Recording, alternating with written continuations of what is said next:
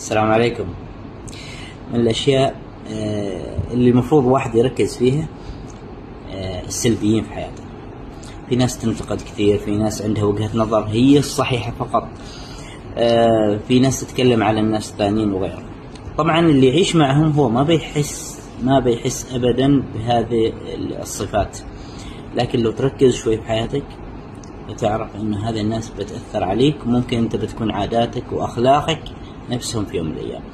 حاول تبتعد عن هالناس، ما تقطعهم، خليك طيب، وازن بين الأمور، التقي فيهم، سلم عليهم، سولف كذا، لكن لا تخليهم أنهم مسيطرين على حياتك، تخليهم أصحابك دائما، تخليهم دائما هم اللي يمشوك ويروحوا يجيوا معك. لا، ركز، خليك أنت قايد نفسك، دائما ابتعد عن الأشياء السلبية، النقد، وأنك تتكلم عن الناس وأنه عندك وجهة نظر بس صح، هذه ابتعد عنها نهائيا. صدقني بتشوف كل الأشياء في الحياة حلوة.